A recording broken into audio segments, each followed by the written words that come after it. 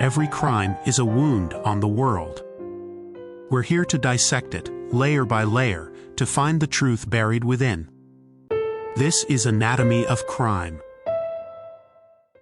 The winter air in West Warwick, Rhode Island on February 20, 2003 was bitterly cold.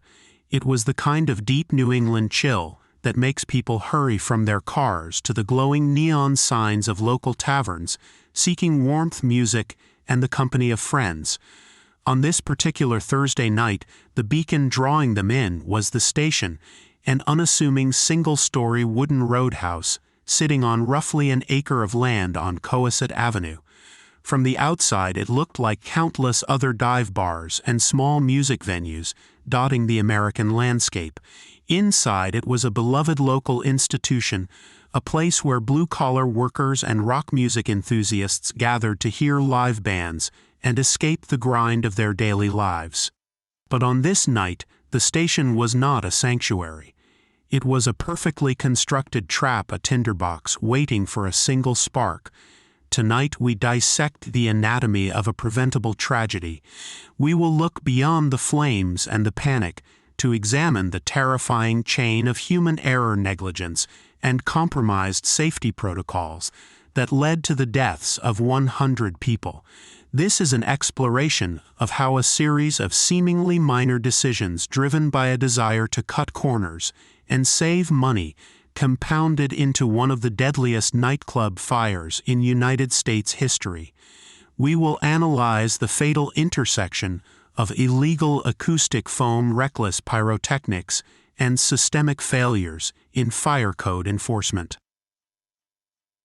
To understand the catastrophe, we must first examine the venue itself and the men who ran it. The station was owned by two brothers, Michael and Jeffrey Didarian, who had purchased the business in March of 2000. They were businessmen looking to turn a profit in the notoriously difficult hospitality industry.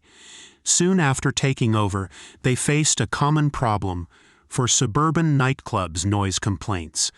The station was situated near a residential neighborhood, and the heavy bass and loud drums of the hard rock and heavy metal bands that frequented the venue were bleeding through the uninsulated wooden walls, causing friction with the neighbors. The solution to this problem was soundproofing. In a proper acoustic treatment, a venue would install specialized fire-retardant foam designed to absorb sound waves without creating a fire hazard. However, true acoustic foam is expensive.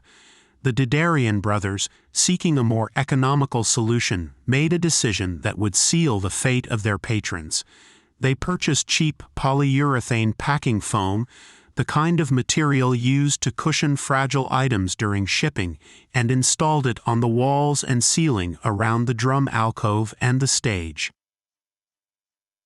This decision represents the absolute core of our anatomical dissection today. Polyurethane foam is essentially solid petroleum.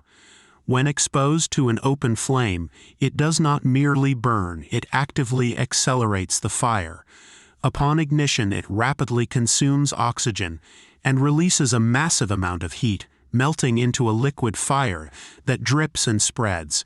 Even worse, as it burns, it produces thick black smoke filled with highly toxic gases, including carbon monoxide and hydrogen cyanide.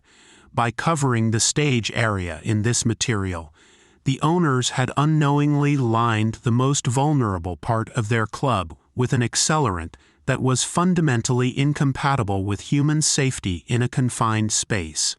This material was never designed to be used as an exposed wall covering in a place of public assembly, and its presence was a severe violation of the existing fire code.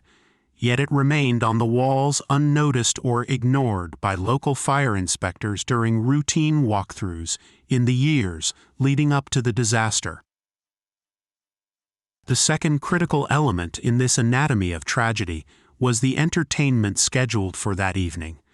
The headlining act was Great White, a prominent hard rock band that had enjoyed massive commercial success in the late 1980s. By 2003, the band was touring the country playing smaller venues and clubs to dedicated fans. Managing the tour and the band's technical needs was 26-year-old Daniel Bichel. As part of their stage show, Great White frequently used pyrotechnics, specifically devices known as gerbs. A gerb is a cylindrical pyrotechnic device that shoots a controlled fountain of sparks into the air ranging from 10 to 15 feet high. In large arenas with high ceilings and proper ventilation, gerbs can be used safely with the correct permits and oversight. However, the station was not an arena. It was a cramped, low-ceilinged wooden box. The ceiling above the stage was barely 12 feet high, meaning any sparks from the gerbs would directly strike the polyurethane foam lining the alcove. On the day of the show, Daniel Bichel did not obtain the necessary permits from the West Warwick Fire Marshal to use pyrotechnics in the club. The law explicitly required a permit and an inspection before any indoor fireworks could be ignited. The failure to secure this permit and the subsequent decision to proceed with the pyrotechnic display without official authorization added a catastrophic layer of reckless behavior to an already dangerous environment. There would later be a bitter and unresolved dispute between the band's management and the club owners regarding whether the Didarian brothers had given verbal permission for the band to use the pyrotechnics. The owners vehemently denied knowing about the fireworks, while the band maintained they always asked for permission. Regardless of who knew what, the objective reality was that illegal fireworks were about to be set off inside a room coated in highly flammable, unauthorized solid fuel. As the clock neared 11 at night, the club was packed. The exact number of patrons inside has been a subject of debate, with estimates ranging from 400 to over 450. The legal capacity for the building was 404. Whether they were slightly under or significantly over capacity, the venue was undeniably crowded, making movement difficult. By a twist of fate, a local television news cameraman, Brian Butler, was inside the club that night.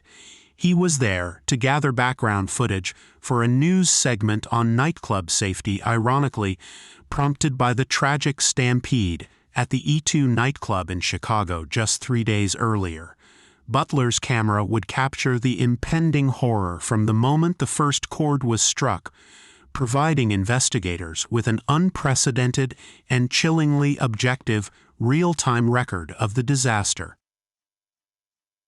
At approximately 11 o'clock, Great White took the stage and launched into their opening song, Desert Moon. As the music began, Daniel Bichel ignited the gerbs. 2 massive fountains of bright white sparks erupted from the stage floor, angling upwards and outwards. The sparks instantly struck the polyurethane foam behind the band. For the first few seconds, many in the audience cheered, believing the small flames licking the walls were part of a theatrical effect. But within 10 seconds, the reality of the situation became terrifyingly clear. The flames did not die down. They climbed the walls with ferocious speed, feeding on the polyurethane. The band stopped playing. Lead singer Jack Russell remarked calmly into the microphone that this was not good before the band scrambled to escape through the rear exit. The fire had taken hold. The speed of the fire's progression is the most horrifying aspect of this case, and a crucial focus of any forensic analysis of the tragedy. Within 20 seconds of ignition, the flames had reached the ceiling. The burning polyurethane began to release thick, blindingly black smoke that rolled across the ceiling and rapidly descended toward the floor. Panic swept through the crowd. Human survival instinct took over, and a mass exodus began. However, this instinct led to a fatal architectural bottleneck. In a panicked situation, people will naturally try to exit a building the same way they entered. For the vast majority of the patrons at the station, this meant heading for the main front entrance.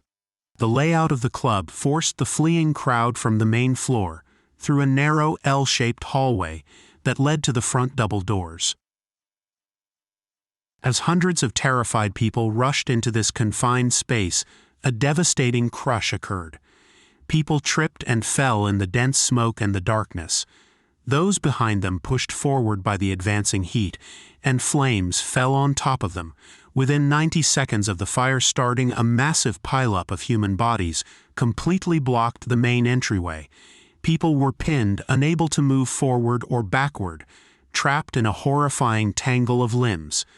The front doors, which did open outward, were rendered useless by the immense pressure of the crowd wedged in the vestibule. Many victims did not die from thermal burns, but from positional asphyxiation crushed by the weight of the panic before the fire even reached them. Others succumbed rapidly to the highly toxic cocktail of carbon monoxide and hydrogen cyanide off-gassing from the burning foam. While the main entrance became a site of unimaginable horror, others tried to find alternative ways out. There were 3 other marked exits in the building: a door near the bar, a door near the stage where the band escaped, and a door near the kitchen. Some patrons successfully navigated through the smoke and darkness to reach these doors, or broke windows to pull themselves and others to safety. The television cameraman Brian Butler managed to exit through the front doors just seconds before the crush began, keeping his camera rolling as he backed away from the building. His footage shows the chilling speed at which the building was consumed. Less than 2 minutes after the gerbs were ignited, black smoke was billowing from every exit, and the building was engulfed in a catastrophic flashover, a state where all combustible material in the room reaches its ignition temperature simultaneously. The aftermath was a scene of apocalyptic devastation. First responders arriving within minutes of the initial emergency calls were faced with a roaring inferno and a chaotic scene of desperate, severely burned survivors staggering in the snow. Firefighters battled the blaze and desperately tried to pull people from the tangled mass at the front door, but the intense heat and the structural collapse of the roof hindered their efforts. When the flames were finally extinguished and the smoke cleared, the true magnitude of the disaster was revealed. 100 people lost their lives, and over 230 others were injured, many with life-altering burns and respiratory damage.